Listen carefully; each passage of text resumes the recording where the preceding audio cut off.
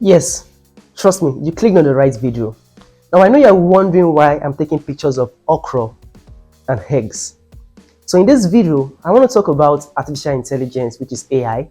I also want to show you how AI can be used in places where you least expect them to be used, including the kitchen. So let's talk tech.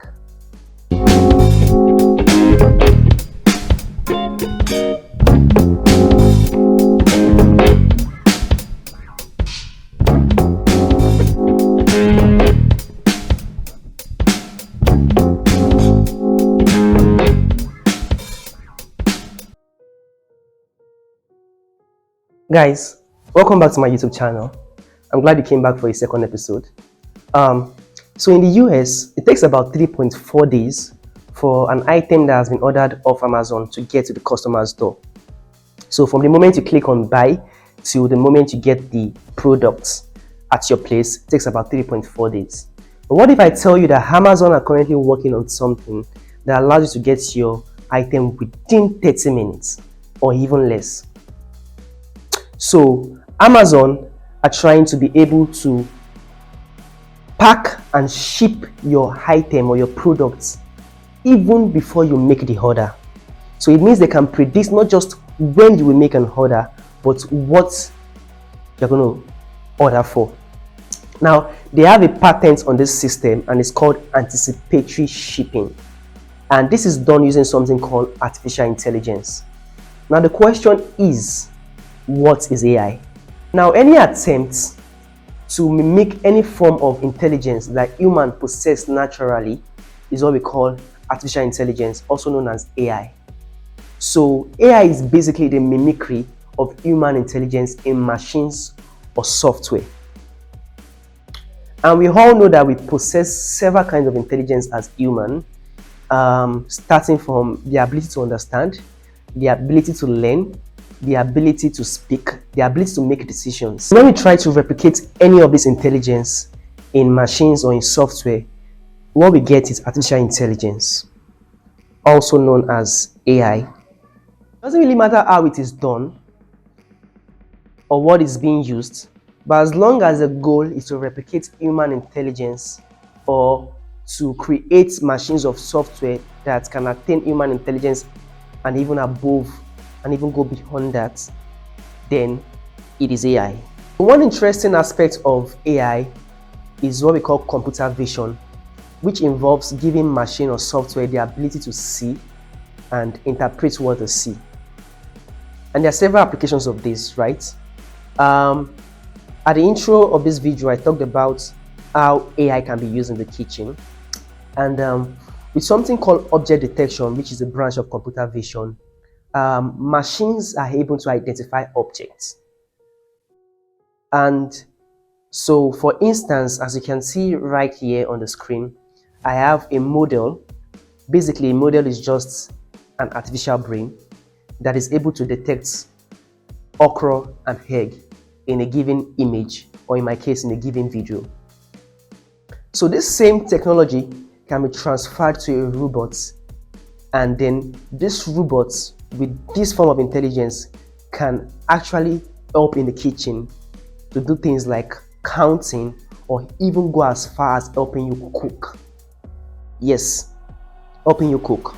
So there is a robot called Molly, which basically is a robot that cooks for you. All you need to do is just to type in the recipe and type in whatever it is that you want to eat for that day, and the robot go ahead to cook for you. And for this to happen, it means that the robots can, to some extent, detect objects. Oh, say this is a spoon, this is cheese, this is okra, this is egg. And then that is the reason why object detection is very important in things such as robotics.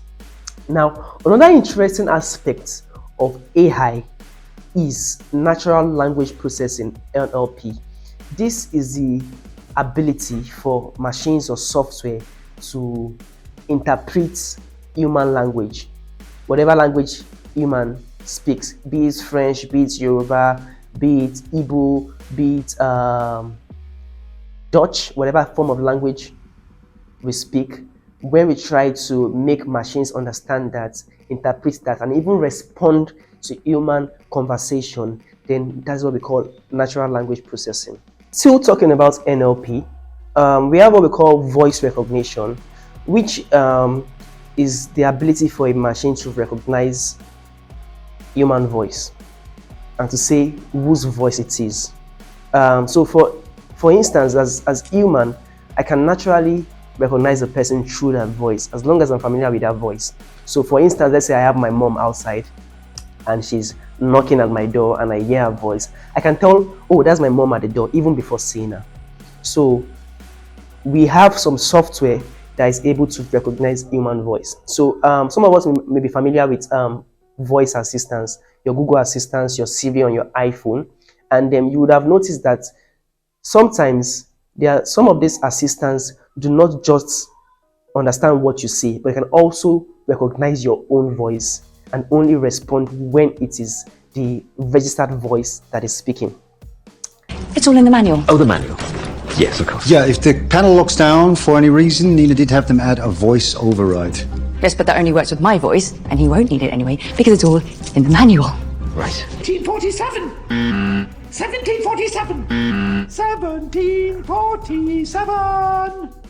1748. Still under natural language processing, there's something called sentiment analysis. So sentiment analysis is the ability for a machine or software to detect what kind of sentiment is being, detected in a given statement or speech. So there's a software called Grammarly. Through artificial intelligence, Grammarly's algorithms learn the rules and hidden patterns of clear, effective writing by analyzing millions of sentences. When you write with Grammarly, Grammarly's AI analyzes each sentence and looks for ways to improve it. That basically allows you to, write better. It corrects your grammatical errors. It tells you what sentiment your speech or your statement or whatever you've typed is actually portraying. So for instance, you can type something and Grammarly can tell you, oh, this sounds like you are hungry. This sounds like you're happy. This sounds like you're surprised. This sounds like you're optimistic, right? That's called sentiment analysis. Going back to computer vision, in Facebook, we have something called auto-tagging.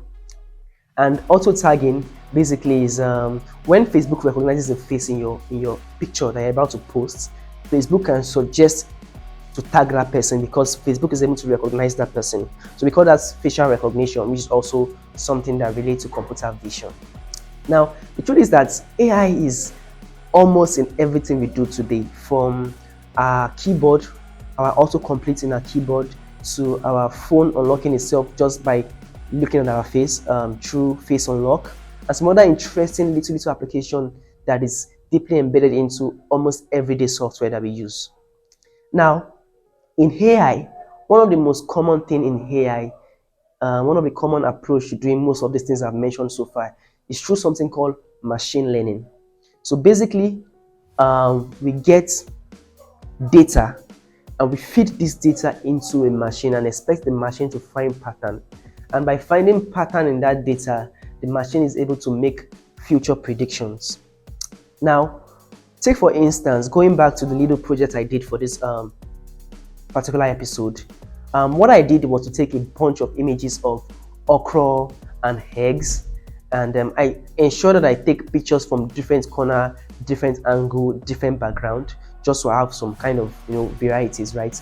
And I took all these pictures and I annotated these pictures. So what I did was to manually myself draw bounding boxes around this picture, just to tell the computer, this is an egg, this is okra, this is egg, this is okra. I did that for every single image, 60 images to be exact, right? So after annotating, this process is called annotation.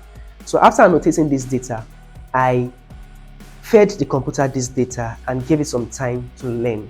So what the computer did was to look at individual pictures and study what exactly makes an okra, what exactly makes an egg. And after finding that pattern, the computer is able to tell what image contains okra and what image contains egg, or even both. And not just tell, can also count. So if you have 5 okras in one particular image, then you can say, oh, the computer can say, yes, this is 5 okras. Or if you have 5 eggs, the computer can say this is 5 eggs. I know that when a lot of us think about AI, we think about things like Terminator, Transformer, and we think about, machines taking over the world one day. But the truth is that even if that is possible, we are still very, very, very far from that kind of AI. Because currently, there's still a lot of limitations in AI. So AI right now is at a stage where it can only do basic things and help us make, better decisions in some aspects. And I really feel that the greatest form of intelligence that's going to exist in the future is not AI, it's not human intelligence. It's going to be the merging of both.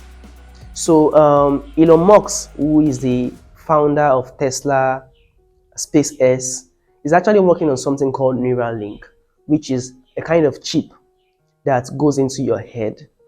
And then this chip is wirelessly connected to the internet or to a computer externally.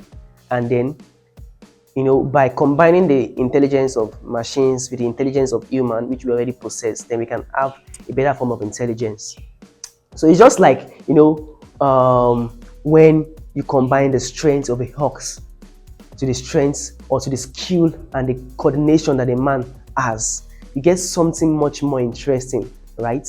So I think that in the future, the greatest form of intelligence would not be AI, it would not be human intelligence, but a combination of both. I really don't know how we want to go about that. I'm not really sure if the Neuralink is going to be the way to achieve that. But I know that I think it's also the best and the safest means for us to go about machine intelligence, because it means that we are still in control somehow. But this is just my opinion. So let me know what you think about AI, the future of AI, in the comments. And please, I would love you to subscribe and like this video, and most importantly, share this video so others can learn from it. Once again, thank you for coming back to watch episode 2, and I promise you that you're going to get a lot of more interesting topic on this platform. Stay blessed. Thank you.